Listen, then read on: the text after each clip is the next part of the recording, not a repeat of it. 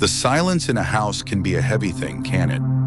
It's a different kind of quiet than the one you used to cherish.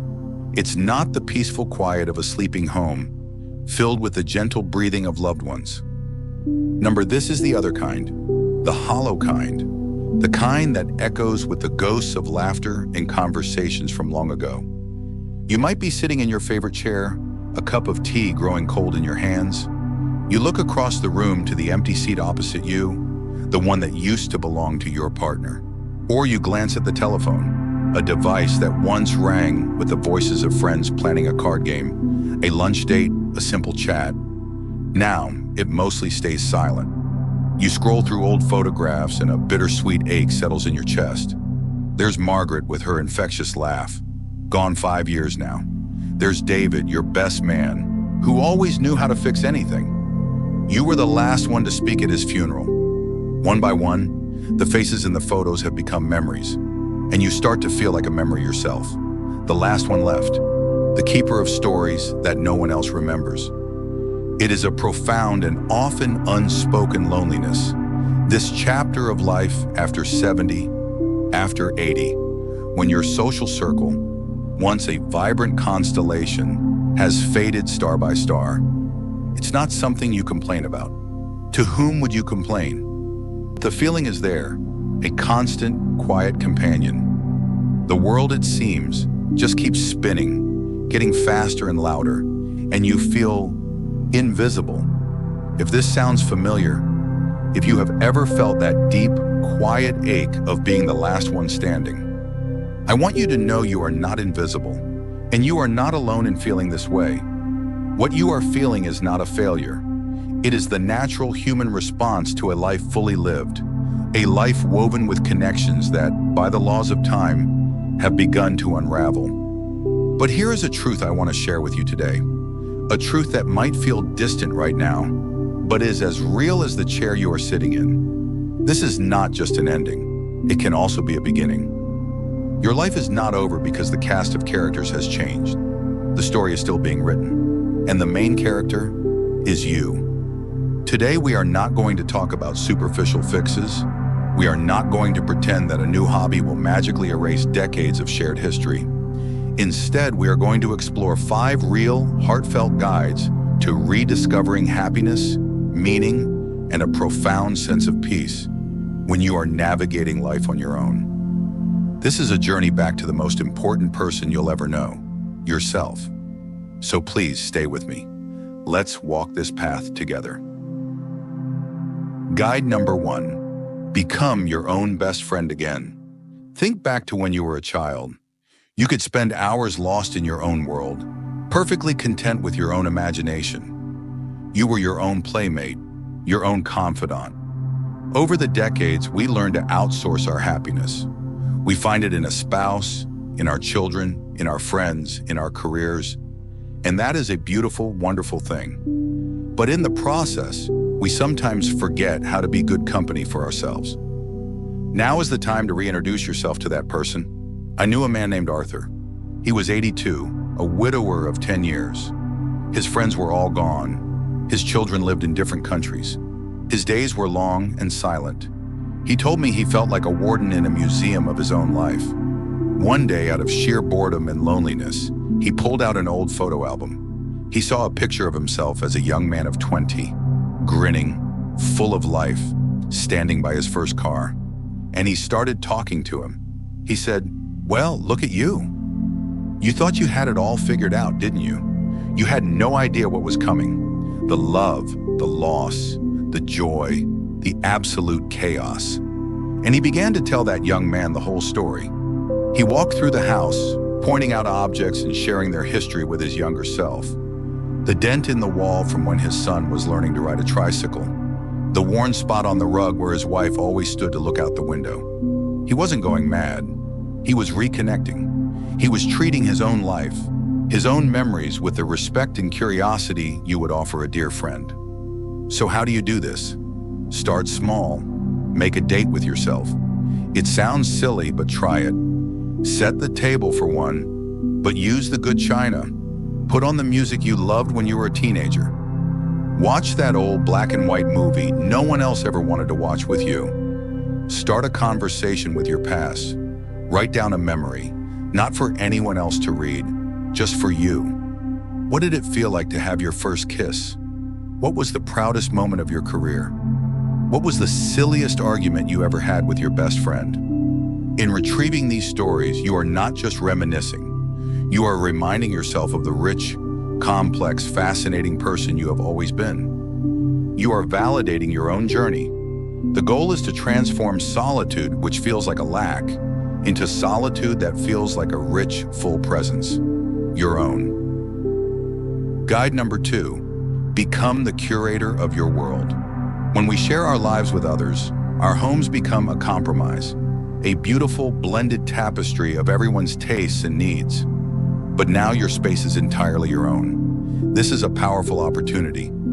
I want you to stop thinking of yourself as just living in a house and start thinking of yourself as the chief curator of your personal museum. Every single object in your home should either be useful or bring you joy. Everything else, it's just dust collecting clutter that might be weighing down your spirit. This isn't about ruthless minimalism. It's about intentionality. Walk through your home, room by room. Pick up an object, a vase, a book, a piece of art. Ask yourself, does this object energize me or does it drain me? Maybe there's a chair that belonged to your late husband.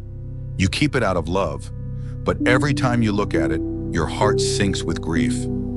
Perhaps it's time to take a photograph of it. Thank it for its service and let it go. Make space for something new.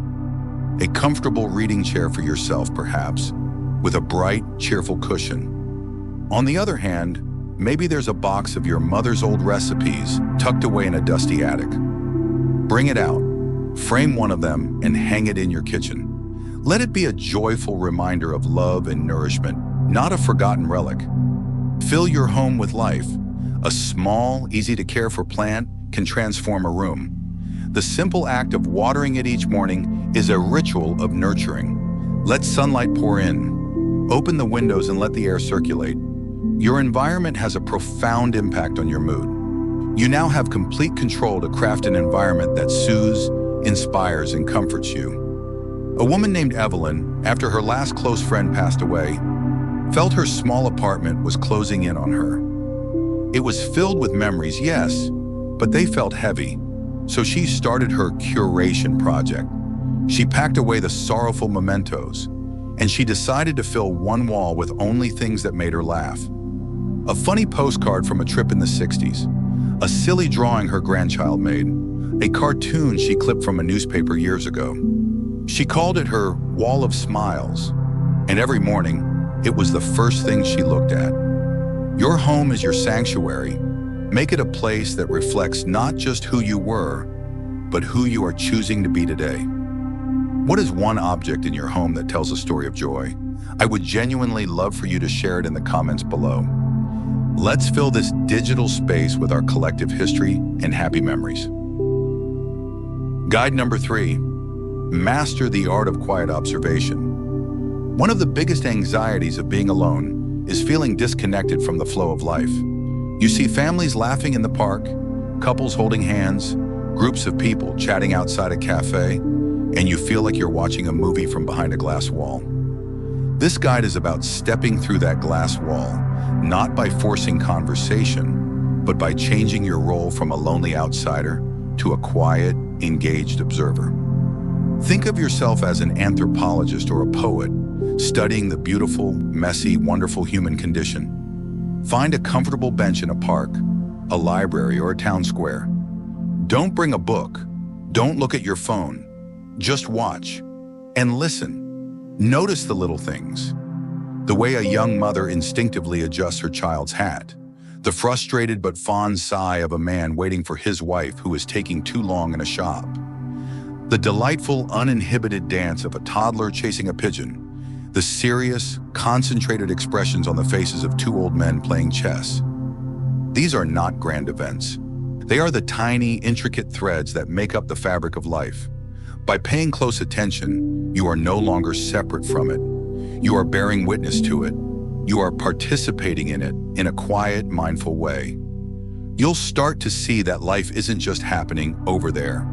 It's happening right in front of you, and your presence as a witness gives it meaning. This practice extends beyond people watching. It's about engaging all your senses wherever you are. When you have your morning tea, don't just drink it. Notice the color of the liquid, the feel of the warm mug in your hands, the smell of the steam, the subtle taste. You can turn the most mundane daily task into a rich sensory experience. This is the core of mindfulness, but it's more than a buzzword. It's an antidote to the feeling of being invisible. When you are truly observing, you are fully present. And when you are fully present, it is impossible to feel like a ghost. You are anchored in the here and now. You are connected to the world through your senses. It replaces the anxious inner chatter with a quiet, appreciative awe for the world as it is.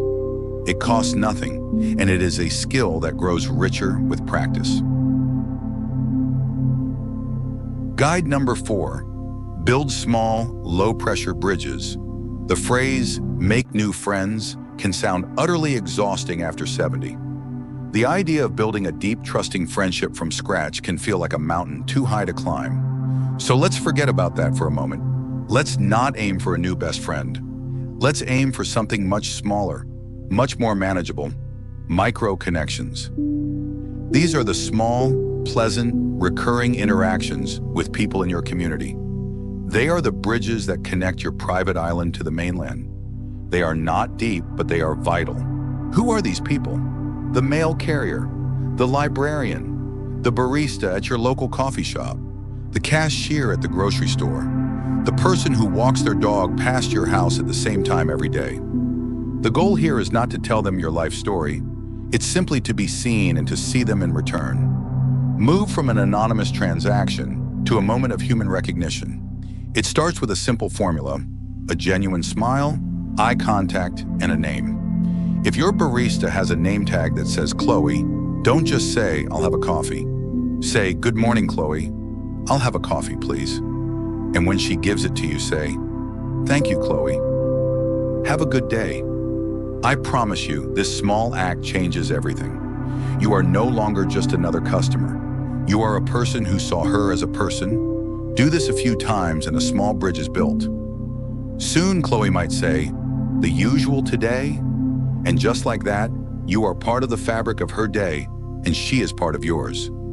A wonderful example is a woman named Maria. She felt terribly isolated. She decided to make the public library her place. Every Tuesday she would go. She learned the name of the librarian at the front desk, Mr. Henderson. At first she just said hello. Then after a few weeks she asked him, "You must read so many books. What's a good one you've read lately?" Mr. Henderson's face lit up. No one ever asked for his personal opinion. They began having brief, 2-minute chats about books every Tuesday. It became the highlight of Maria's week. It wasn't a deep friendship. They never had coffee. But that small, reliable point of connection made her feel anchored in her community. It was a lifeline. These small bridges create a sense of belonging. They are low stakes, low pressure, but they are powerful antidotes to invisibility. They remind you in the world that you are still here. If this idea of quiet connection resonates with you, and you'd like to be part of a community that understands this journey, consider liking this video and subscribing to our channel. We are building a small community right here, a quiet bridge between us, one view and one comment at a time. And finally, guide number 5. Become the author of your final chapters. There is a myth in our society that after a certain age, your work is done. You are supposed to rest, to fade into the background. This is one of the most disempowering beliefs we can hold.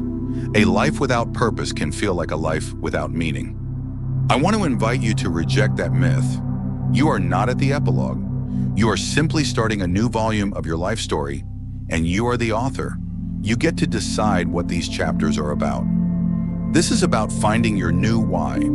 The reason you get out of bed in the morning, that is for you, and you alone. This does not have to be some grand world-changing mission. The most powerful purpose is often found in small acts of creation and contribution. Think about the vast library of wisdom and experience you hold within you. No one else on this planet has your unique combination of skills, memories, and life lessons. How can you share a piece of that? Could you volunteer to read stories to children at the local library? You would not only be helping them, but you would be surrounded by the vibrant energy of youth. Could you write down your life story? Not for publication necessarily, but for your grandchildren, or even just for yourself. The act of organizing your life into a narrative is incredibly powerful. It gives you a sense of coherence, of a life well lived. Perhaps you have a skill. Maybe you are a great baker, a gardener, a woodworker, a knitter. Could you offer to teach a neighbor's child that skill? Mentorship is one of the most profound ways to create a legacy. It ensures that a part of you, your knowledge, lives on. I read about a gentleman who, in his late 80s, took up painting. He had never painted before in his life. He started painting simple landscapes of his local area.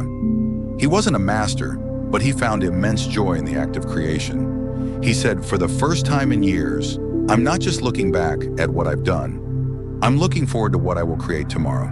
He was authoring his new chapter. Purpose gives you a reason to look forward. It shifts your focus from what has been lost to what can still be created, what can still be given. It is the ultimate act of self-love and defiance against the notion that your value diminishes with age. Your wisdom has never been greater. Your perspective has never been more valuable. Now is the time to use it. So, there we are.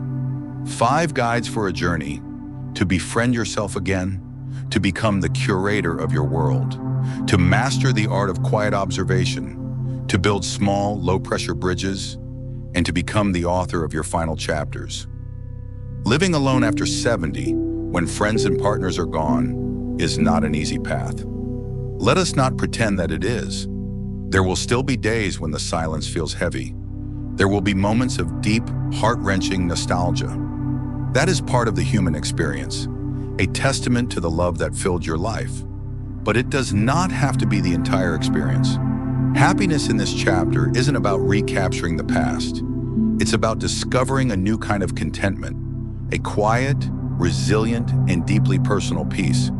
It is the peace that comes from being truly, authentically, and happily in your own company. It's the joy of seeing the world with fresh eyes, the quiet pride of creating something new, the gentle warmth of a small human connection. You are not the last one left in an empty room. You are the keeper of the flame. You hold the stories, the wisdom, the love. You have weathered storms that would break younger souls. You are a survivor, a sage, and an author. Your story is not over. The most interesting part might just be beginning. Open the book, pick up the pen, and start writing. We are all here, watching and cheering you on. If you know someone who is navigating this chapter of life, a parent, a grandparent, a neighbor, or a friend, perhaps sharing this message could be a small act of kindness, a little bridge from you to them. Thank you for spending this time with me. Be well and be kind to yourself.